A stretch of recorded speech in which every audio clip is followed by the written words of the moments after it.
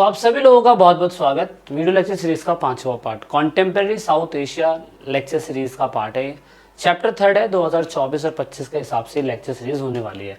आज अधिक जानकारी के लिए हमारे ऐप को जरूर डाउनलोड करिएगा। वीडियो के डिस्क्रिप्शन में लिंक दिया हुआ है, नहीं तो आप यहाँ से जाके भी डाउनलोड कर सकते हैं। अब हम बात कर रहे हैं इंडिया और भूटान के रिलेशन के बारे में। इससे पहले हम लोगों ने श्रीलंका के बारे में, नेपाल के बारे में, बांग्लादेश और पाकिस्तान के बारे में पढ़ा हुआ है और नेपाल के बारे में पढ़ा हुआ है। तो आज हम बात करने वाले छोटा सा देश है भूटान। हम उसकी राजनीति को थोड़ा बहुत समझेंगे, हम उनका हमारे देश के साथ क्या प्रॉब्लम चल रहा है वो समझेंगे, वो हमारे साथ कोऑपरेशन में हमारी मदद क्या करते हैं, हम उनकी मदद क्या करते हैं, ये समझने की हम लोग कोशिश करेंगे। तो यहाँ बात करते हैं हम लोग कैपिटल के बारे में। यहाँ पे थिम्पू करके इसकी कैपिटल है। अगर आप देखो बहुत छोटी सी कंट्री है। यहाँ पे ऑफिशियल लैंग्वेज यहाँ पे दिगो खो, वो क्या है ऑफिशियल लैंग्वेज दे दी, अलग ही ऑफिशियल लैंग्वेज है इनकी। धर्म की बात करें तो बुद्धिस्ट धर्म यहाँ पे है 7.4%, हिंदू धर्म जो है 2.2% है। तो इट मीन्स दैट यहाँ पे हिंदू धर्म भी है। इस्लाम 0.4%, क्रिश्चियनिटी 0.5%। जनसंख्या के हिसाब से ज़्यादातर भूटानी यहाँ पे रहते हैं। यूनिटरी पार्लियामेंट्री सिस्टम है, याद रखना, फेडरल स्ट्रक्चर नहीं है, ये यहाँ पे अलग है। पीएम यहाँ पे अभी लोते शेरिंग करके इनका नाम है, यहाँ पे हमें देखने को मिलते हैं। और भूटान का यूनिफिकेशन 1606 से लेके 1634 के बीच में हुआ था। और Bhutan finally Indo Bhutan treaty जो है वो 8 अगस्त 1949 में हुई थी। यूएन की मेंबरशिप इनको 21 सितंबर 1971 को मिली थी। डेटा है, आपको जानना ज़रूरी है। एनसीईआरटी में इसके क्या कहते हैं, जो पॉलिटिक्स है ना, मतलब राजनीति, उसके बारे में ज़्यादा गौर नहीं कराया गया है। रीज़न क्या है? रीज़न हमें पाकिस्तान, नेपाल, श्रीलंका, बांग्लादेश के बारे में इतना कुछ बता दिया है कि भूटान के बारे में आपको सिर्फ अच्छी बातें ही समझनी है।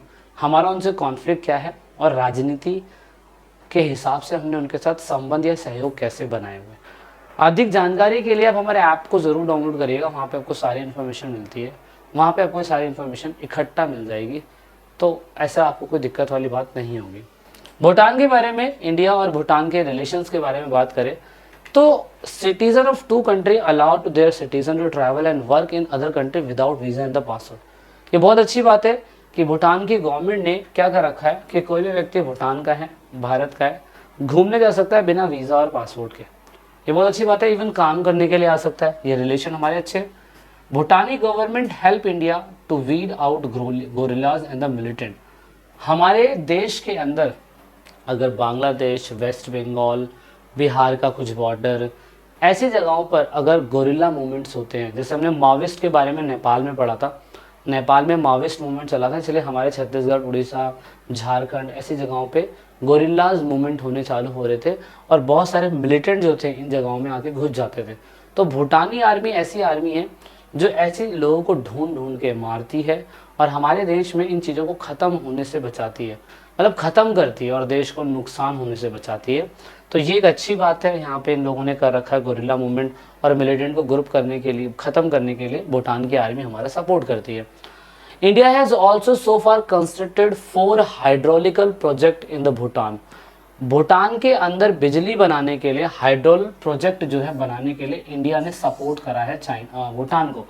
क्या करा है वो देखते हैं। देखो, इंक्लूडिंग द 60 मेगावाट इन कुरीचू और 1020 टाला यहाँ पर है, 366 मेगावाट चूका पे है और 720 मेगावाट मंगदेचू। ये 4 जगह है जहां पर हमने इनको क्या कहते हैं, पानी से बिजली बनाने का काम जो है प्रोजेक्ट हमने इनके देश में चलाया हुआ है। India has funded 70% loan and 30% grant to the Bhutan. Even Bharat ने अपने पैसों का 70% हिस्सा इनको दिया है और 30% हिस्सा जो है इनको ग्रांट दिया है कि वापस लेंगे ही नहीं। तो ये अच्छे रिलेशंस की ही निशानी हमें देखने को मिलती है। तो वैसे तो हमारा और इनके देश के बीच में किसी प्रकार का कॉन्फ्लिक्ट हो नहीं सकता, क्योंकि एक तो वैसे भी बहुत छोटी सी कंट्री है, लैंडलॉक कंट्री है। मैक्सिमम इनका 500 किलोमीटर के इलाके में पूरी की पूरी कंट्री फैली हुई है। तो इतना बड़ा स्पेस भी नहीं कि हमारे इनसे कोई झगड़ा हो। तो एनसीईआरटी में इसके बारे में कोई मेंशन नहीं है, लेकिन फिर भी अगर कुछ एक्स्ट्रा टॉपिक में हो सकता है, जब आप यूपीएससी के बारे में या पीसीएस के बारे में पढ़े तो मे भी शायद से आपको वहाँ पे कुछ मिल सकता है। अगेन एनसीईआरटी के अंदर एक छोटी सी कंट्री दे रखी है मालदीव के बारे में। तो मालदीव के बारे में अगर आप देखो तो छोटा सा आइलैंड वाला टापू है ये, है ना। और यहाँ पे जो इसकी कैपिटल है, मील करके इसकी कैपिटल बोली जाती है। मालदीपियंस लोग यहाँ पे ज़्यादा है। और यूनाइटेड किंगडम से इन लोगों को आज़ादी 1965 में मिली थी और ये लोग रिपब्लिक गणतंत्रित 1968 में हुए थे और 2008 के अंदर इसका कॉन्स्टिट्यूशन अपनाया गया था। वर्तमान समय में अगर प्रेसिडेंट की बात करें तो इब्राहिम मोहम्मद जो है इसके प्रेसिडेंट हैं और प्रेसिडेंट के हिसाब से ही उस पूरी कंट्री को चलाया जाता है। धर्म वहाँ पे सुन्नी मुसलमान जो है सबसे ज़्यादा रहते हैं और इवन मालदीव एक मुस्लिम कंट्री ही है। लेकिन अगर हमारा इनके रिलेशंस की बात करें तो यहाँ पे बहुत अच्छा बिजनेस टूरिज्म से ही आता है। तो भारत और इंडिया के रिलेशन में अगर बात करें तो इंडिया उनकी हमेशा एक तरीके से वेलकमिंग रूप में ही इनकी मदद करता है। बहुत छोटी सी कंट्री है, बहुत सारे टापू हमें दिखाई देते हैं। तो अगर आप देखो ये कंट्री है, श्रीलंका के जो मर्चेंट है तमिल, मतलब श्रीलंका के अंदर कुछ तमिल्स रहते हैं, चाहे वो श्रीलंकन तमिल हो चाहे वो इंडियन तमिल हो, कभी भी मालदीव के लोगों को किसी प्रकार का नुकसान पहुंचाते हैं तो इंडिया गवर्नमेंट ऐसे में उनका सपोर्ट करती है। और इंडिया की गवर्नमेंट तो सबसे ज़्यादा योगदान जो देती है टूरिज्म को लेके और fishy culture, it means that मत्स्य पालन के लिए। रिसेंटली हाल फिलहाल हमारा थोड़ा सा उनके साथ कोई दिक्कत चल रही थी तो मोदी साहब ने लोगों को कहा कि आप मालदीव क्यों जाते हैं, आप लक्षद्वीप जाइए। तो लक्षद्वीप भी एक आइलैंड है जिससे यहाँ के लोकल लोगों का बिजनेस बढ़ेगा, यहाँ के लोगों की जीविका बढ़ेगी, है ना। तो लोगों ने मालदीव में जाना कम कर दिया था। लेकिन बस लोगों को क्या फील होता है, लोगों को ये फील होता है कि भाई हम तो क्या कहते हैं अपने देश में नहीं बल्कि दूसरे देश में जा रहे हैं एंजॉय करने के लिए। तो मालदीव एक अलग कंट्री है तो एक अलग सा फील होता है।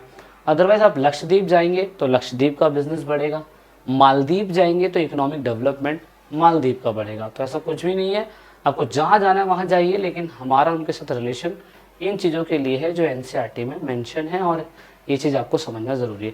इनके साथ हमारा किसी प्रकार का कोई कॉन्फ्लिक्ट नहीं है और होगा भी तो आपको एक्स्ट्रा ढूंढना पड़ेगा। पेपर में इंपॉर्टेंट नहीं है, आता नहीं है, तो आप जब अलग से एग्जाम में पढ़ेंगे तो आपको वहाँ समझ में आएगा। अधिक जानकारी के लिए आपको जरूर डाउनलोड करिएगा। इस पूरे के पूरे चैप्टर के अंदर यही सब बताया हुआ है। कुछ इस चैप्टर के रिगार्डिंग में कुछ एक्स्ट्रा टॉपिक होंगे तो वो एक्स्ट्रा टॉपिक मैं आपके साथ जरूर शेयर करूंगा। देखते रहिएगा ये पाठशाला के चैनल को। वीडियो अच्छी लगती है तो लाइक शेयर सब्सक्राइब जरूर करिएगा।